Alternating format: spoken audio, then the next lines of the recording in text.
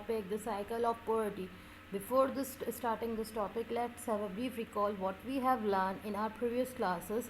We have learned about agriculture, we have learned about the types of agriculture. Now we are here to learn about the cycle of poverty. What is the cycle of poverty? Let's start. Objectives. At the end of this video, you will be able to define arable land, describe cycle of poverty, discuss about the farming problems in Pakistan. Arable land. What is arable land? The word arable is derived from the Latin word arere, which means to plough. So we can say the land which is dug or ploughed is known as arable land, or the land which is very fertile. This land is very good for growing crops. Small scale farming is also produced in the Punjab and some other parts of Pakistan. It is described as a small scale because these farms and the amounts they produce are so small when compared with some other types of farms in Pakistan and in other countries. The fields are ploughed once or twice in a year to prepare the soil for the next crops. Lands which is ploughed or dug is called arable land. So, just because of this, some of the farmers of Pakistan are always trapped in the cycle of poverty. What is the cycle of poverty? The cycle of poverty begins when a child is born into a poor family. These families often have limited or no resources to create opportunities to advance themselves, which leave them stuck in the poverty trap. This poverty trap is known as the cycle of poverty. As you know that we people our life is totally surrounded by the cycles like water cycle, like bicycle. So that there's like this cycle, there is the cycle of poverty.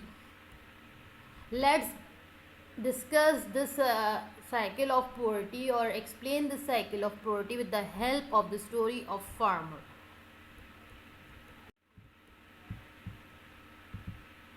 Nazir is a farmer who lived with his family in Sindh, Thatta district. He has 8 children, 1 wife, 1 mother, his cousin, his aunt, and his family. They live in a goat that is called a small village. What is goat? Goat is a small village. They live in goat. In this area of Thatta district, the people living in the village and the 3 goats form the land.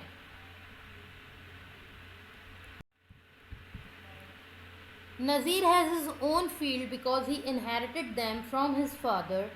Sons usually inherited their father's farm. The fields may vary. For example, the soil may be good in one field and poor in another. They may have good or poor supplies of irrigation water. They may be close to or far away from the village or goat.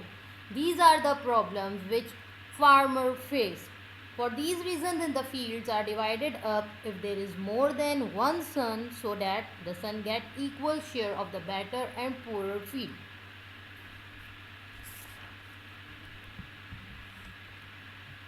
Nazir owns 4-acre field. He does not have to pay any rent.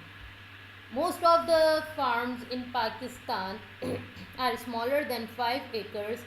As an owner, Nazir does not have to pay any rent as does his friend Mitha. His friend Mitha is a tenant farmer and he has to give a quite large amount of his crop and land to landlord Rahim Baksh. The landlord lives in Thatta, so is called an absentee landlord. As Mitha has not his own farms and he has to give a large amount of his crop and rent to the landlord, so he is unable to spend his life and fulfill all the necessities of his life. Sometimes he found work at the poultry farm. There are hundreds of chickens in the building. They are reared and then sold in Karachi.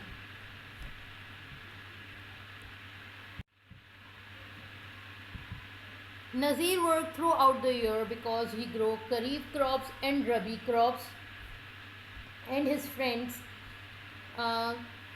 Abdul Rashid and Shah Hussain help him.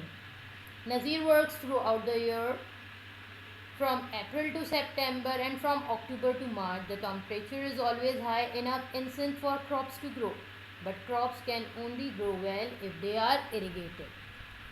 Shah Hussain and Abdul Rashid are his friends, and they are always standing with him on his right side and help him to complete his work. Rice is Nazir's chief crop, but sometimes he also grows cotton. When he thinks that the field will not receive enough irrigation water for growing rice, so he grows millets. As you know that rice needs a lot of water to grow.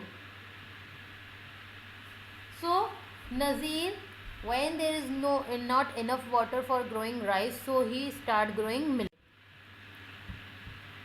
Nazir's hire a truck for one day and is able to plough his field for 4 acres thrice a day, while on the other side, Mitha cannot afford to hire a tractor, so his buffaloes plough the field.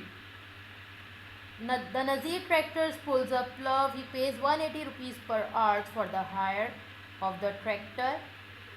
Each time he ploughs them, he goes in a different direction so that the soil is well broken up. Mitha cannot afford to hire a tractor, and he is fairly old, so he gets very tired walking all day and keeping the plough at the right depth in the soil as the buffaloes pull in. When the harvesting season comes, in September, Nazir harvests the rice with the help of Shah Hussain and Abdul Rashid. Shah Hussain and Abdul Rashid make opening in the dikes round the field so that the water can drain away. Nazir cutting the rice with a sickle. What is sickle? A sickle is a long curve-shaped blade and a wooden handle. The rice is then tied in the bundle. As you can see, a person carrying a bundle of rice to be threshed. What is threshed? Threshed is the process. Threshing is a process that separates the grain from the rice plant.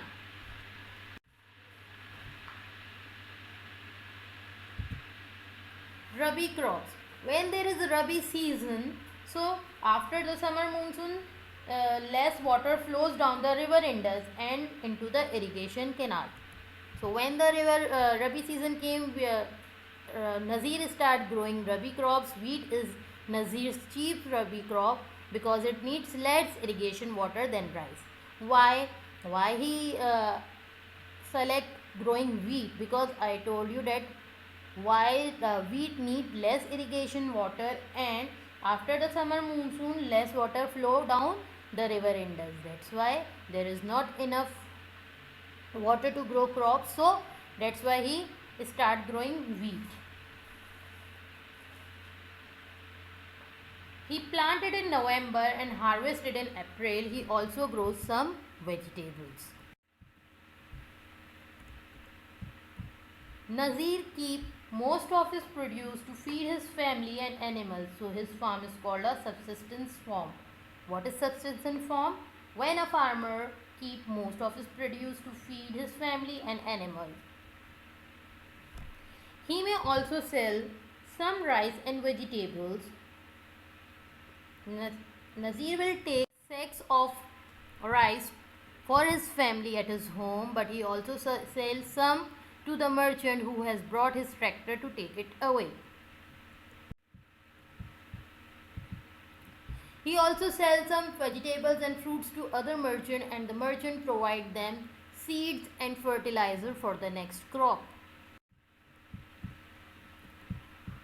Nazir and his family work very hard but still remain poor. The work is slow and the amount they produce depend mainly on the factors over which they have little or no control.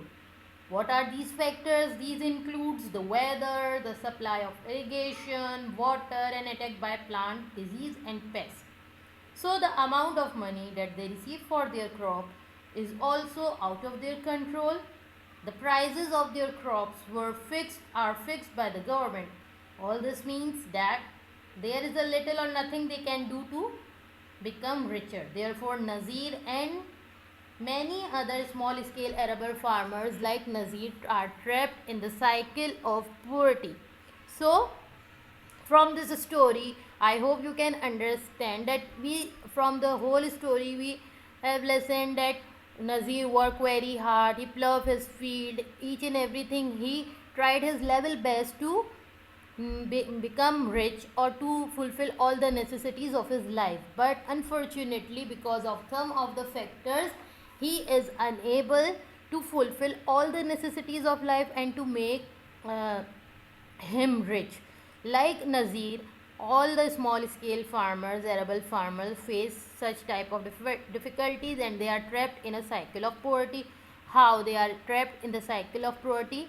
Let's discuss about this diagram.